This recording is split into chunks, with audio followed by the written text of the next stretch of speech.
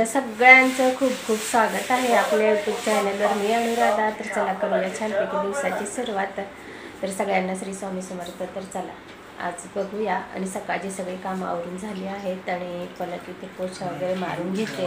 11 वाजले तर म्हटलं चला ब्लॉगला सुरुवात करूया. तर सुरुवात करूया आणि बघूया आता स्वयंपाकाचं काय. लोक तर गोळा करण्यासाठी हे बघा न्यूजमध्ये दाखवते जळगावचं की टँकर पलटी झाले. पाम तेलाचं टँकर असतं ना तर लोक नुसते घ्यायला पळत आहेत.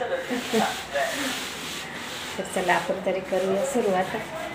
आणि लागले आहेत सगळ्यांना भूक. मी कपडे टाकले, पलक पण टाकले वाटतं. कपडे वाळत घालायचे बाकी येतात.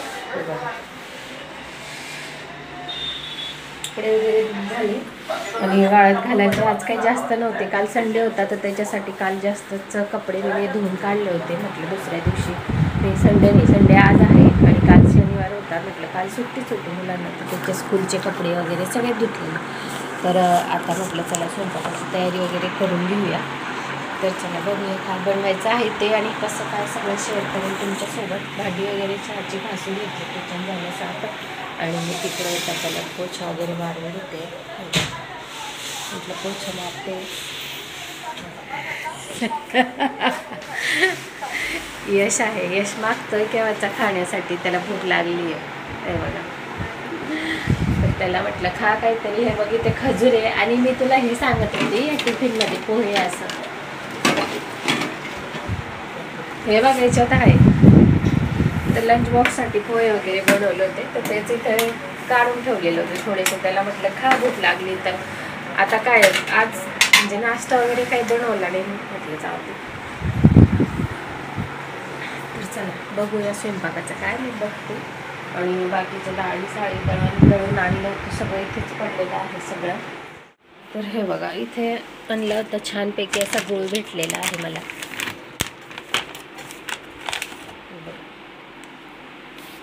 गुळ मी घेऊन आली आहे काल मार्केटमध्ये आणि काही थोडंसं शॉपिंग होतं डाळी वगैरे घेऊन आली होती.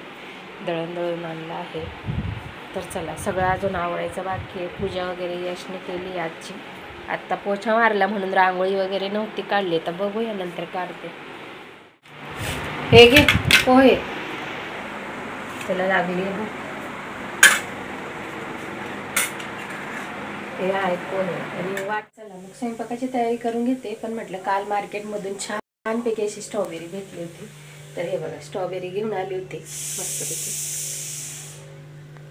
हे बघा. तर बघूया यश खातो की नाही. अशी स्ट्रॉबेरी मुलं खातच नाही माझे. तर बघूया.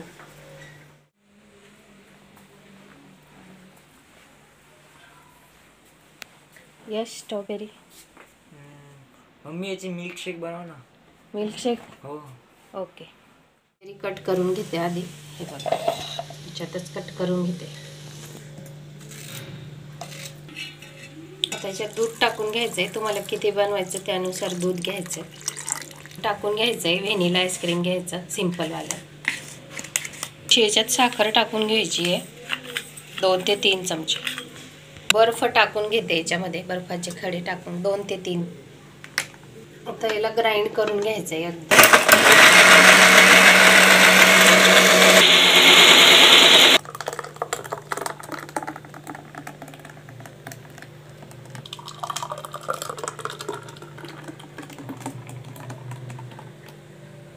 छान असं आपलं स्ट्रॉबेरी मिल्कशेक तयार झालेलं आहे. दिसायलाही खूप छान दिसतोय त्याचा कलर. अगदी मस्त असं आणि सोपं इझी झटपट बनवून तयार होतं. चला यशला त्यांना भूक लागली होती म्हणून म्हटलं चला बनवून घेतलेलं आहे. तुम्ही सुद्धा नक्की ट्राय करा असं. तर याच्यात तुम्ही वेगवेगळे फ्रूट टाकून सुद्धा ट्राय करू शकता. सेम हीच प्रोसेस असते त्याची.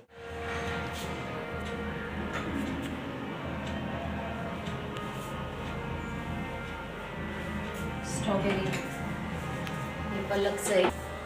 यश कसं झालं सांग.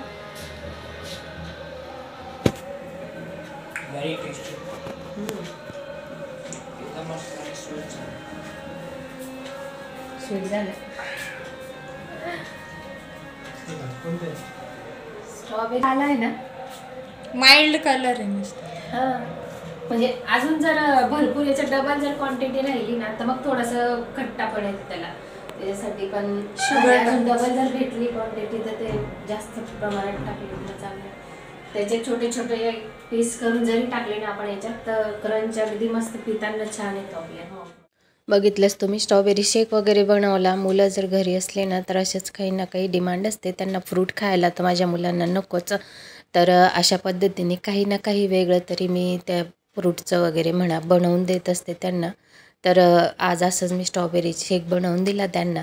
तर त्याच्यानंतर स्वयंपाकाची तयारी बाकी होती. मध्येच आता हे झालं स्ट्रॉबेरी शेक वगैरे. म्हटलं चला स्वयंपाक तरी करून घ्या, थोडा उशीरच होणार आहे, आज संडे होता तर उशीरच होतो. तर चला याच्यात फ्लावर वगैरे कापून घेतले आहे. फ्लावर आणि मटरची भाजी मी इथे बनवून घेणार आहे आज. मी नेहमी अशी हिरव्या मिरच्या वगैरे टाकून बनवत असते, पण म्हटलं आज जराशी वेगळी करूया, लाल मिरची पावडर वगैरे टाकून बनवूया. तर तेलात फ्लावर वगैरे टाकून घेतलेले आहे. सगळ्यात आधी फ्लावर टाकून घ्यायची, त्याच्यानंतर जे मटर असतील ते टाकून घ्यायचे. त्याच्यानंतर मग आपल्याला ते मिक्स करून घ्यायचं आहे आणि थोडंसं मीठ आणि हळद टाकून आपल्याला ते छान परतून घ्यायचं आहे इथे आणि झाकून ठेवलेलं आहे. त्याच्यानंतर चपाती लाटून घेणार आहे. पीठ आधीच भिजवून ठेवलेलं होतं मी. स्ट्रॉबेरी शेक वगैरे बनवण्याच्या आधी सगळ्यात आधी मी स्वयंपाकाची तयारी करते ना तर पीठ भिजवून ठेवून देते, म्हणजे पिठाचा डो बनवून ठेवून देते. अगदी छान सॉफ्ट आणि छान होतं आणि चपात्याही त्याच्या छान येतात नंतर. तर आता हे सगळं मिक्स करून झालेलं आहे. आता त्याला थोडंसं स्टीम करून घ्यायचं आहे आपल्याला आणि छान फ्लावरचंच पाणी त्याला सुटत असतं, तर त्याच्यामध्ये छान स्टीम होऊन जाते ती आणि दाणेही आपले वाटाण्याचे छान शिजून जातात. तर झाकून ठेवलेलं आहे 2-3 मिनटं. मध्ये मध्ये थोडंसं चेक करून घ्यायचं, नाही तर त्याचं पाणी जर पूर्ण ॲब्झॉर्ब झालं तर ते जळू शकतं खाली. तर त्याच्यानंतर चपाती लाटायलासुद्धा मी घेऊन घेतलेलं आहे. छान पीठ मुरलेलं आहे आणि साईडला भाजी होत आहे.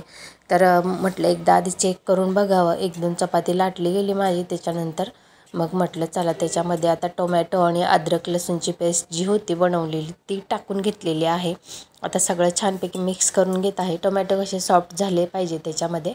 त्याच्यानंतर मग आपले डेली रुटीनचे जे मसाले असतात ते टाकून घेणार आहे मी इथे. त्याच्यानंतर लाल मिरची पावडर टाकून घेतलेली आहे 2 चमचे. त्याच्यानंतर 1 ते 1.5 चमचे इथे मी गरम मसाला टाकून घेतलेला आहे.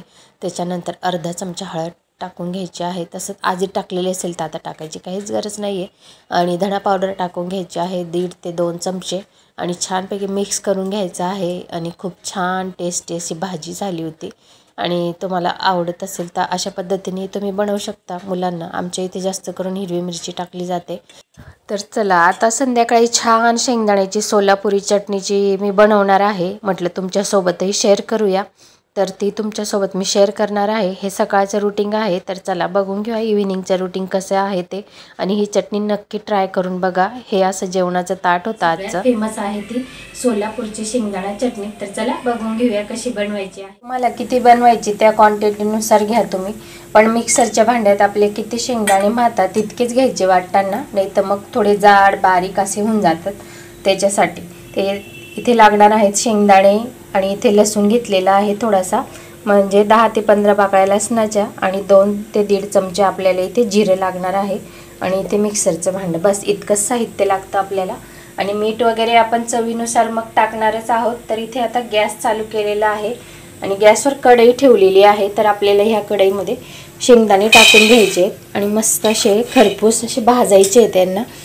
तर सोलापुरी चटणी ही शेंगदाणे भट्टीमध्ये भाजले जातात, पण आपण इथे आपल्याकडे थोडी भट्टी राहणार नाही कारण ते जास्त क्वांटिटीमध्ये बनवता म्हणून ते भट्टीमध्ये भाजतात शेंगदाणे. पण आपण इथे गॅसवर आपण असं भाजून घेऊया शेंगदाणे. अगदी खरपूस भाजायचे आणि सतत हलवत राहायचं, जास्त जाळायचे नाही आहे. हे बघा सतत हलवत हलवत शेंगदाणे भाजले गेले आहेत. आता एका ताटात काढून घेते मी हे शेंगदाणे. ताटात काढून घेतले आहेत शेंगदाणे आणि याची साल आपल्याला काढून घ्यायची आहे शेंगदाण्याची. थोडे थंडी झाली की याची साल काढून घेऊया. शेंगदाण्याची साल काढून घेतलेली आहे आणि पाखडण्यापेक्षा तुम्ही अशा प्रकारे साल त्याची गाळून घेऊ शकता, म्हणजे कुठेही उडणार नाही आणि घाण होणार नाही.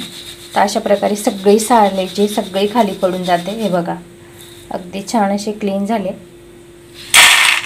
अशाच प्रकारे आपण सगळ्याची साल अशी काढून घेऊया.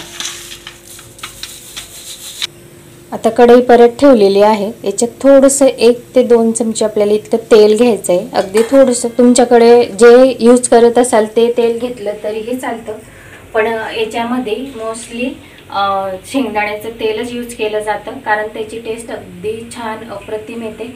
कारण ते भट्टीमध्ये हे केलं जातं, तुम्हाला मी आधीच सांगितलं. पण आपण घरी बनवत आहोत म्हणून तुम्ही कोणतंही तेल यूज केलं तरीही चालेल. तर आता शेंगदाणे आपण परत भाजून घेणार आहोत. तर शेंगदाणे याच्यात टाकायचे आणि छान याला हलवत राहायचं सतत, आणि थोडेसे आपण छान असे खरपूस याला परत भाजून घेऊया. आणि तुम्हाला जर पूर्ण साल काढायची असेल सगळ्या शेंगदाण्यांची तर तुम्ही काढू शकता, आणि अशी थोडीफार राहिली तरीही चालतं. तर बघू शकताय तुम्ही याचा कलर अजून थोडा चेंज झालेला आहे. तर अगदी परफेक्ट झालेले आहेत. तर आता गॅस बंद करायचा आणि मस्त छान खरपूस भाजले गेले आणि सुगंधसुद्धा छान येतोय. आता हे ताटात काढून घेऊया आपण. हे शेंगदाणे थोडे थंडे करून घ्यायचे आणि मग मिक्सरच्या भांड्यात घ्यायचे. हे शेंगदाणे थंड झाले आहेत, आपण मिक्सरच्या भांड्यात काढून घेऊया. याच्यात जिरं टाकून घ्यायचं आणि ज्या लसणाच्या पाकळ्या घेतल्या होत्या आपण त्या सुद्धा टाकून घ्यायच्या. मीठ टाकून घ्यायचंय चवीनुसार. लाल मिरची पावडर टाकायची चवीनुसार. तर अर्धा चमचा मी इथे काश्मीरी मिरची घेते कलर दिसण्यासाठी, आणि 1 ते 1.5 चमचा आपली रेग्युलर मिरची घेतलेली आहे, म्हणजे मिरची पावडर. आता हे सगळं मिक्सरमध्ये आपल्याला प्लस मोडवर ग्राइंड करायचं आहे. याला एकदम बारीक नाही करायची शेंगदाण्याची चटणी. थोडी मस्त अशी शेंगदाण्याची चटणी आपली वाटली गेलेली आहे, बघू शकताय तुम्ही. आणि याचं छानपैकी असं हातात पकडल्यावर बघा अशी छान मुठ्ठी ओळली जाईल ना, तर अगदी अशाच प्रकारे पाहिजे. तुम्हाला जर वाटत असेल याच्यात अजून वाटताना थोडंसं तेल टाकावं तर तुम्ही 1 ते 2 चमचा तेल अजून यूज करू शकता. याच्यापेक्षा जास्त नाही यूज करायचं. अगदी छान आणि परफेक्ट झालेली आहे. अगदी काढून घेऊया आपण आता हिला. मस्त अशी खमंग आपली सोलापुरी शेंगदाणा चटणी रेडी झालेली आहे. अगदी छान आणि टेस्टी लागते. अशा प्रकारे केली तर अगदी परफेक्ट तयार होते ती. मस्त अशी सोलापुरी चटणी आपली शेंगदाण्याची रेडी झालेली आहे. आणि छान तिला मी इथे आपल्या पारंपरिक खल जो आपण त्याच्यामध्ये चटणी वाटत असतो, आणि ही चटणी अशीच खलमध्ये तुम्ही जर वाटून खाल्ली तर खूप छान लागते. पण मी आता मिक्सरमध्ये तिला ग्राइंड केली, पण तुम्हाला दाखवताना छान अशी मी इथे खलमध्ये दाखवलेली आहे. तर अशाच प्रकारे तुम्ही खलमध्ये वाटा किंवा मग मिक्सरमध्ये बनवा.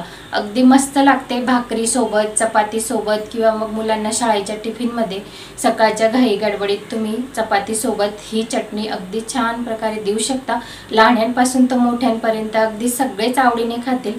भाजी नसली तरीही चालतं. तर छान तुम्ही ही ट्राय करा तुमच्या किचनमध्ये ही सोलापुरी शेंगदाणा चटणी, आणि तुम्हाला कशी वाटली हे मला कमेंट करून नक्की सांगा. ही रेसिपी आवडली असेल तर माझ्या चॅनलला लाईक, शेअर आणि सबस्क्राईब करा. सबस्क्राईब करणं अगदी फ्री आहे, तर चॅनलला नक्की सबस्क्राईब करा. केलं नक्की सबस्क्राईब.